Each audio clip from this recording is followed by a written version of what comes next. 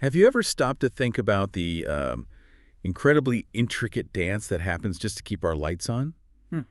Or our homes warm, our cars moving? Yeah, it's not just about, flipping a switch or generating power somewhere. It's this constant, really complex balancing act happening behind the scenes. Exactly. And today we're doing a deep dive into that.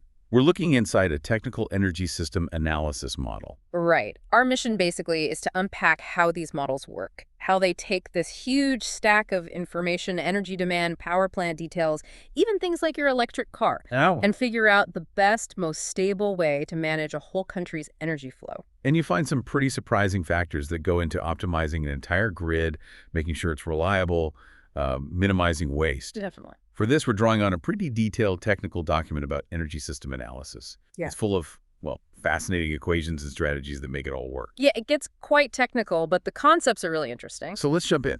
What's the fundamental problem, the core challenge this kind of model tackles? At its heart, it's all about balance, continuously. Matching total energy demand, the model calls it D-total, with total energy production, which is E-total.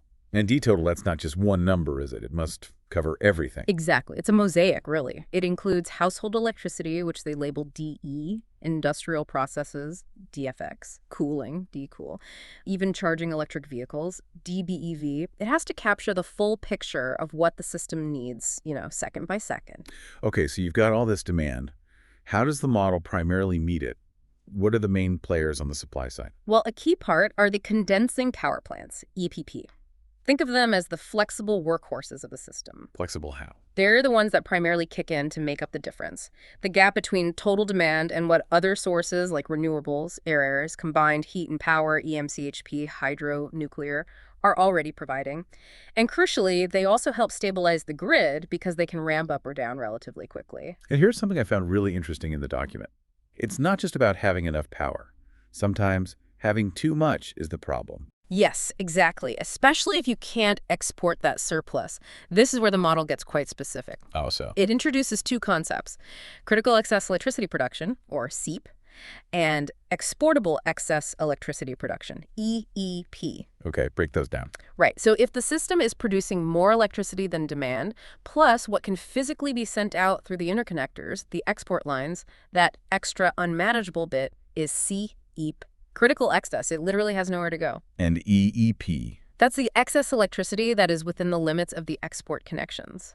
So it could potentially be sold or sent elsewhere. The model carefully tracks both to manage the surplus and, ideally, avoid CEP altogether. It's quite something. Imagine trying to perfectly match, say, your refrigerator's energy needs with your rooftop solar panels every single second, all day, every day. Right, and this model is doing that, but scaled up for an entire country, juggling all these different demands and supplies. Okay, so that covers the big electricity picture. Yeah. But energy isn't just electricity, right? Heat is a huge factor, too. Absolutely huge, especially when you bring in things like district heating systems, combined heat and power CHP plants, heat pumps, boilers. The model needs smart strategies for heat integration. So how does it handle it? If you've got a district heating system, how does it decide which heat source to use when? Is there an order? Oh yes, a very clear order. The document calls one approach Simulation Strategy 1. It gives clear hourly priorities. It's like a pecking order for heat production. What's top of the list? First up is solar thermal, Solar 2. Then comes heat from industrial CHP, Kindustry DH2. After that, any available excess heat production, QW2. Oh. Only then does it turn to heat plant CHP, QCHP2, followed by heat pumps, QHP2, and finally, right at the bottom, the peak load boilers, QB2. So it always uses the most efficient, often renewable sources first. Makes sense. Exactly. Maximize the good stuff before firing up the potentially less efficient or fossil fuel backups. But this document mentioned another strategy, Strategy 2, that sounded even more ambitious. Yes, Strategy 2 tries to do more. It aims to meet both heat and electricity demands, but with an extra goal: minimizing electricity export. How does it manage that? That sounds trickier. It gets clever. It might use heat pumps located at CHP plants to actually increase electricity demand locally, basically soaking up excess electricity from the grid to make heat. This reduces the CHP plant's own need to produce electricity just for the grid. And it relies heavily on thermal storage, like big hot water tanks, to shift timing around. Acts like a heat battery. So it's using heat systems to help balance the electricity grid, too. What's the priority list look like for Strategy 2? briefly. It's a 5-step sequence. 1, use solar and excess heat directly or store it. 2, if there's excess electricity grid-wide, use heat pumps and electric boilers to turn that electricity into stored heat. 3, if there's an electricity shortage, bring in CHP plants to generate power. 4, if heat demand still isn't met, use a mix of CHP and heat pumps. 5, last resort, use regular boilers. Well, that's some detailed choreography for deciding which tap to turn every hour.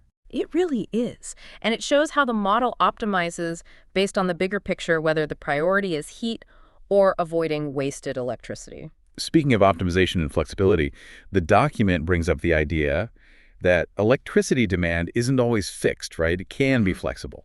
Yes, this is a really important piece. The model can incorporate flexible electricity demand. What does that mean in practice? Well, think about new types of demand, especially from transport. Electric vehicles are the big one here. Their charging doesn't always have to happen right now. It can be shifted. Okay, and the model looks at different types of flexibility. It does. It breaks it down into 4 categories, which is quite insightful. What are they? First is demand that basically follows a set pattern, like most EVs charging overnight, predictable. Second is demand that can be freely shifted around within a 24-hour window, responding to when power is cheap or abundant, like during peak wind. And then even more flexible. Yep. Third category, demand that can be shifted anywhere within a week. Think consumers with big home batteries, maybe, or hydrogen vehicles that don't need daily refueling. And fourth is demand that can be shifted over 4 weeks. Again, mostly relevant for hydrogen vehicles, but this one's tough because it needs really good long-term forecasts of the energy balance, which are hard to get reliably. But even a bit of this flexibility must make a difference. A huge difference. The examples in the source, like in diagrams 6.1 and 6.2, show this clearly. Even adding, say, 10% daily flexibility, 10% weekly, and 10% for weekly dramatically smooths things out. Right.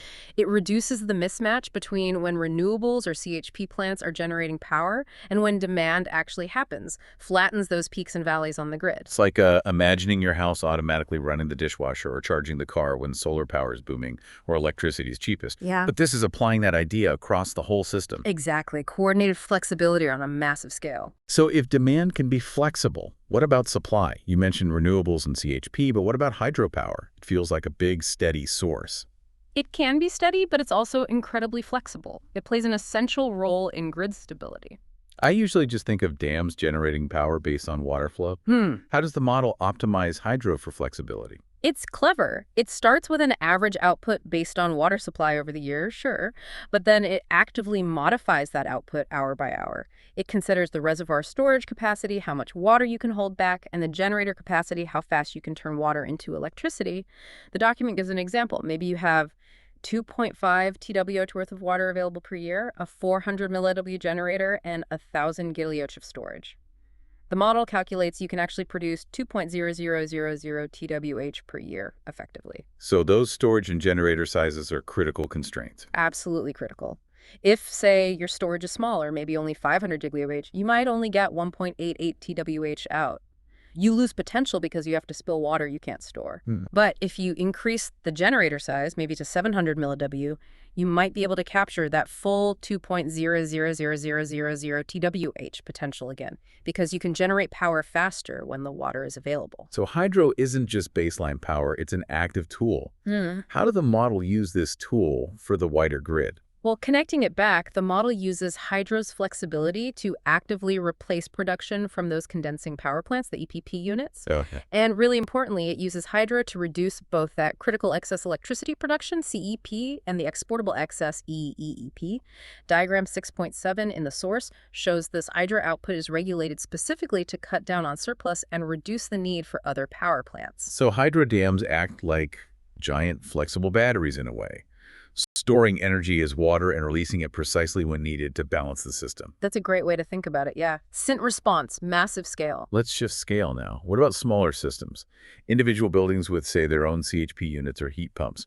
How does their design impact the bigger grid picture? Their design matters a lot, actually. And one element the model highlights is the power of thermal storage, even at this smaller scale. Adding hot water tanks to micro CHP systems, that kind of thing. Exactly. The document shows diagram 6.8 is a good example that even without adding solar, just putting in heat storage, like enough for 2 days of heat demand, 54.6 GWH in their example, lets the overall system reduce its power-only production, PP, and that critical excess, CEEP. Even if the little CHP unit produces the same total energy over the year. Right, because the storage lets it shelf when it produces heat and electricity. It can run more when the grid needs support and store heat for later, rather than being forced to run just to meet immediate heat demand. And what if you add solar thermal into that mix? Then the storage becomes even more valuable. Diagram 6.9 illustrates this. With solar thermal, the storage first helps use more of the free solar heat boosting utilization from 1.25 to 1.49 a year in the example.